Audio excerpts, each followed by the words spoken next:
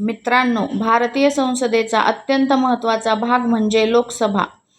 सर्व स्पर्धा परीक्षांमध्ये लोकसभेवर नेहमी प्रश्न विचारले जातात. आजच्या या व्हिडिओमध्ये आपण जाणून घेणार आहोत लोकसभा म्हणजे काय, लोकसभेची रचना, सदस्य संख्या, पात्रता, कार्यकाळ, लोकसभेचे अधिकार आणि कार्य, सभापती, विसर्जन आणि महत्त्वाचे घटनात्मक कलम.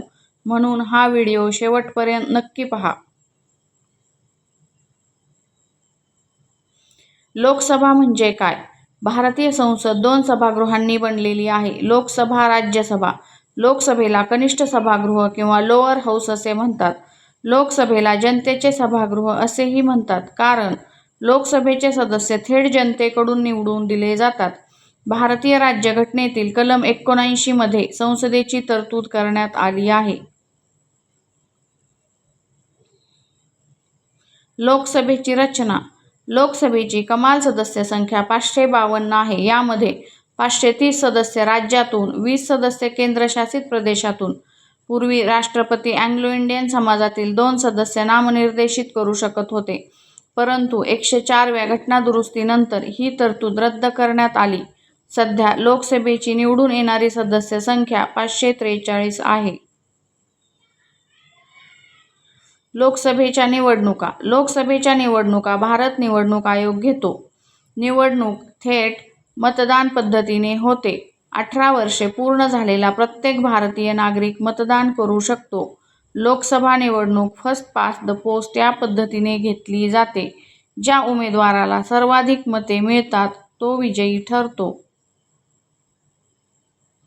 लोकसभेचे सदस्य होण्यासाठी पात्रता. लोकसभेचा सदस्य होण्यासाठी व्यक्ती भारताचा नागरिक असावा. किमान वय 25 वर्षे असावे. कोणत्याही सरकारी लाभाच्या पदावर नसावा. कायद्याने अपात्र घोषित नसावा. ही पात्रता राज्यघटनेच्या कलम 84 मध्ये दिली आहे.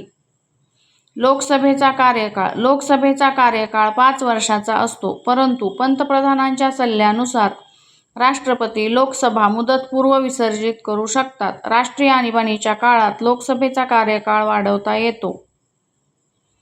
लोकसभेचे सभापती. लोकसभेचे कामकाज चालवणाऱ्या व्यक्तीला सभापती किंवा स्पीकर म्हणतात. सभापतीची निवड लोकसभेचे सदस्य करतात.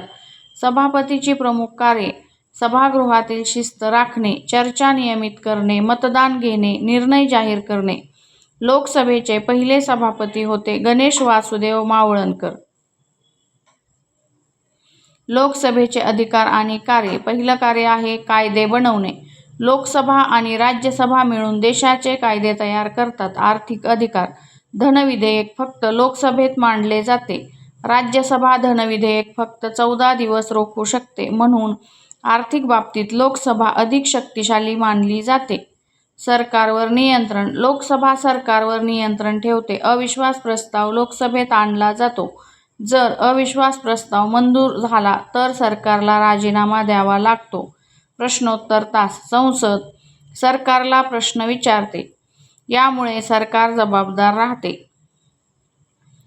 लोकसभेचे सध्याचे सभागृह नवी दिल्ली येथे आहे. लोकसभा सदस्यांना खासदार म्हणतात. लोकसभा विसर्जित होऊ शकते.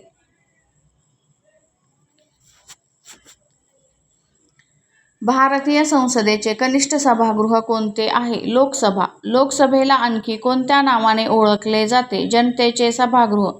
भारतीय संसदेची तरतूद राज्यघटनेच्या कोणत्या कलमात आहे? कलम 79. लोकसभेची कमाल सदस्य संख्या किती आहे? 552.